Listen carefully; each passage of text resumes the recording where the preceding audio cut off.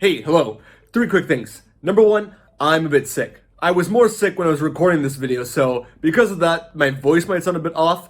It shouldn't be too bad, but if I do sound a little off here and there, you know why. My apologies for that. Number two, this video is not for anyone that's one of those national dex haters. I don't know what to call you guys, but any national dexers, right? That you want to just complain about the national dex not being here. This video isn't for you. Please click off and you can complain somewhere else if you wish to. This video is just for information's sake, for about all the Pokemon that aren't returning into Sword and Shield. Just for people that want information in video format, that's all. And number three, I got shirts. You see this? Beware of me. Yeah. Alright, I got that shirt for Halloween and it's always going to be there, but I got that shirt and a few others that you might see somewhere here. So, if you want any of that, please be sure to check out the Teespring link down below. But besides that, enjoy the video! So obviously, we all know that one major change that the 8th generation of Pokemon brought to the table was that starting from Pokemon Sword and Shield onwards, we weren't going to be having every Pokemon be available to use within the main series Pokemon games. Which meant that some Pokemon were going to be cut out from the roster, making it so that we wouldn't be able to use all of them in these games. Now I'd argue that Game Freak was in fact testing this out since the Alola titles, since in those games, even though every Pokemon at the time was available to use, we only got a regional Pokedex and no national dex. And then when it came to the Let's Go titles, we were limited to the original 151, as well as a few other Pokemon. So they did in fact do this before. But obviously, with the Let's Go titles, it was more excusable since it's technically a Kanto remake. But hey, regardless, many people didn't like the fact that a bunch of Pokemon were being cut out from the roster, and they really wanted to see their favorite Pokemon again. Honestly, I didn't mind, cause I know we're going to be seeing these cut Pokemon again in future titles. And on top of that, cause these Pokemon have been taken out of the game, it makes it so much more exciting when they do return again, sometimes giving an otherwise meaningless Pokemon some more value to them. And that's exactly what's been happening with the additional Pokemon that we received from the Isle of Armor and the Crown Tundra. Now with the release of the Sword and Shield Expansion Pass bundle, I think it's safe to say that the Crown Tundra is in fact the final DLC pack in these games. Meaning that this is also the final addition to the roster of Pokemon in these games, and whatever Pokemon have not made it into the games yet will probably not make it into these games at all, and are probably being saved for the next main series title, which is hopefully going to be a Diamond and Pearl remake. And the list of Pokemon that aren't returning also point in the direction of there being a possible Sinnoh remake in the future, so I'll be talking about that in more detail, and mentioning that several times throughout this video. But in terms of Sword and Shield, since there's no foreseeable update to add more Pokemon into the future of these games, and since we know exactly which Pokemon are being added to the games with the Crown Tundra, we also know exactly which Pokemon are not returning in Pokemon Sword and Pokemon Shield, even with the addition of the DLC. So in today's video, just for information's sake, I want to go over all the 234 Pokemon that will not be returning to the Pokemon Sword and Pokemon Shield Expansion Pass, and I'll be going over the list region by region, alright? So without further ado, let's get on with the video.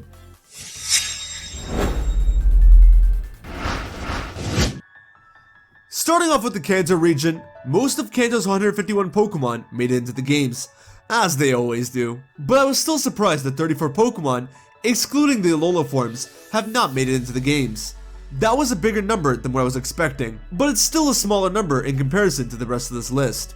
For the Kanto Pokemon, we have Weedle, Kakuna, Beedrill, Pidgey, Pidgeotto, Pidgeot, Rattata, Raticate, Alolan Rattata, Alolan Raticate, Spearow, Fearow, Ekans, Arbok, Paris, Parasect, Venonat, Venomoth, Mankey, Primeape, Bellsprout, Weepinbell, Victreebel, Geodude, Graveler, Golem, Alolan Geodude, Alolan Graveler, Alolan Golem, Doduo, Dodrio, Seal, Dugong, Grimer, Muck, Alolan Grimer, Alolan Muck, Drowsy, Hypno, Voltorb, and Electrode. Honestly, it's a pretty solid number of Pokemon that are missing, but again, if you ask me, Kanto got it better than most of the other generations.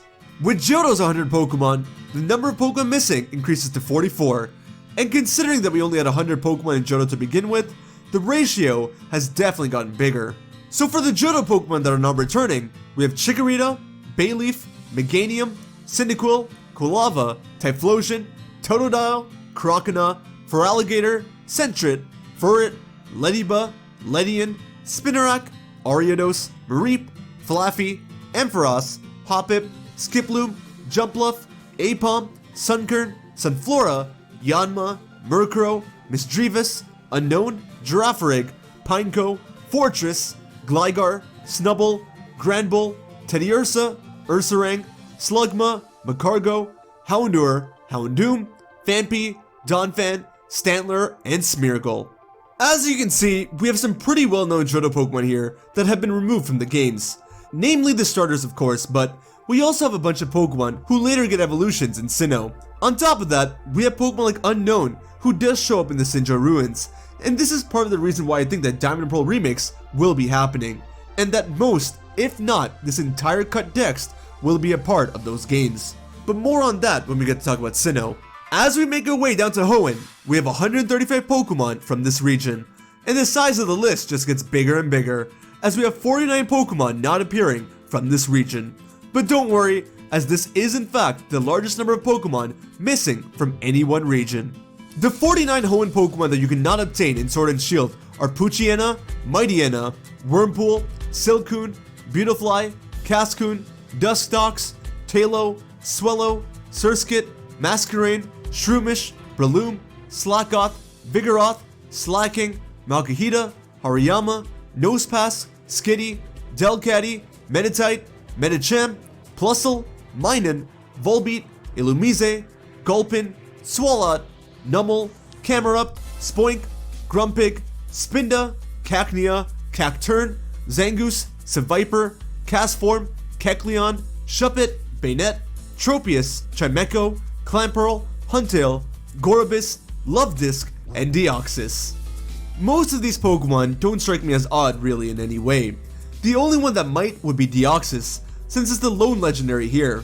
But it's technically a mythical Pokemon, so it makes some sense as to why it's not joining the roster in the Crown Tundra.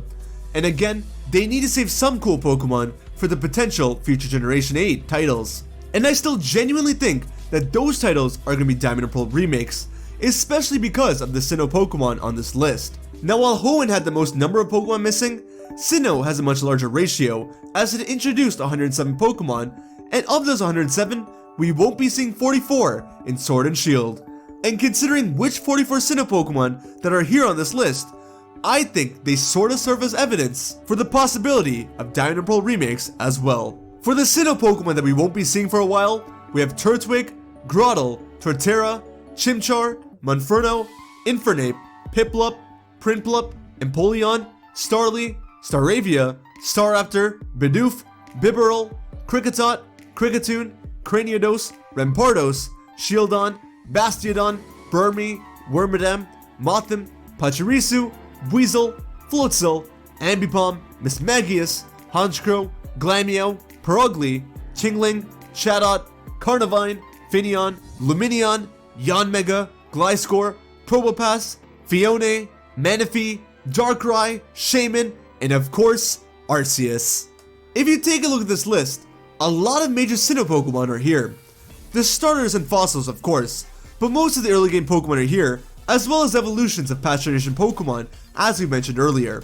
But the most jarring of all is that all of Sinnoh's mythical Pokemon are not going to be in these games, whereas all of the other regions have either most, if not, all of their mythical Pokemon in Sword and Shield.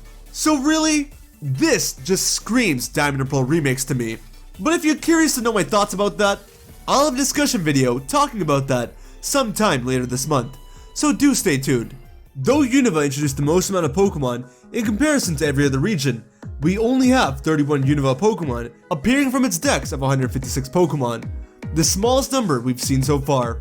And for the select few Unovan Pokemon that are not returning, we have Snivy, Servine, Serperior, Tepig, Pignite, Emboar, Oshawott, Duat, Samurott, Patrat, Watchog, Pansage, Semisage, Pansear, Semisear, Panpour, Semipour, Blitzel, Zebstrika, Swaddle, Swadloon, Leavanny, Ducklet, Swanna, Deerling, Sawsbuck, Alomomola, Tynamo, Electric, Electros, and Meloetta. Now the 5th generation had just as many legendary Pokemon as the 4th generation, and yet Meloetta seems to be the only mythical around. Again, adding to what I was saying about the possible remakes from earlier. If we remove the starters and the elemental monkeys, that takes out half the Pokemon on this list. So for the most part, the Unova Pokemon seem to be widely available in these games, and that's of course largely thanks to the DLC. On the flip side, Kalos introduced the least amount of Pokemon to us, that being a total of 72 Pokemon. And of those 72, we won't be seeing 21 in these games, which is the smallest number thus far. But you gotta remember that this is still close to a third of this region's Pokemon.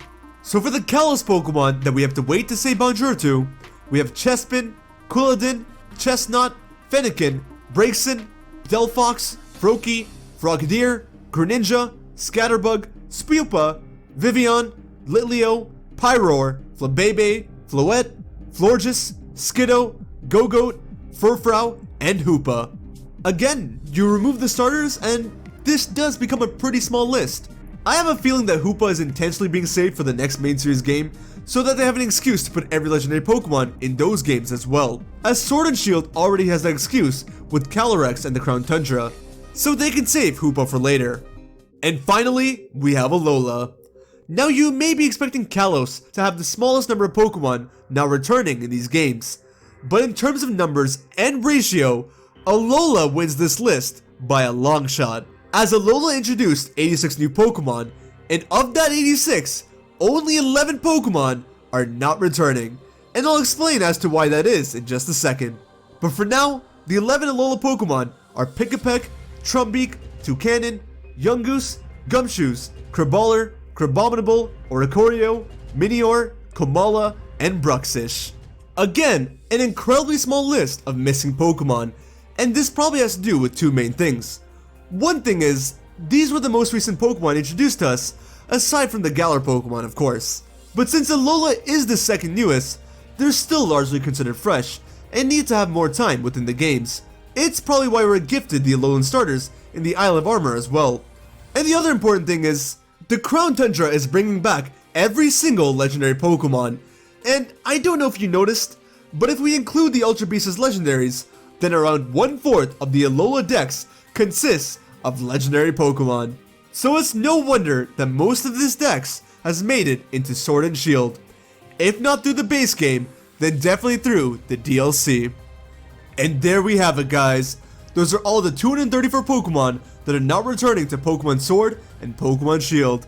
I hope you enjoyed, and I hope that it was informative. And like I mentioned earlier, I will in fact have a video talking about which Pokemon have returned through both the Isle of Armor and the Crown Tundra, as well as a few other Crown Tundra related videos in the upcoming future. If this list has hinted at anything, it's that a Diamond and Pearl remake is on its way.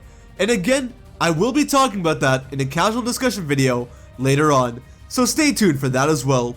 Thanks for watching guys, I hope you enjoyed.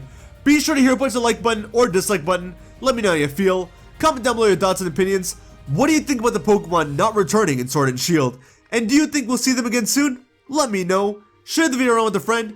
And finally, subscribe and hit the little bell icon if you want to stay up to date with all my content.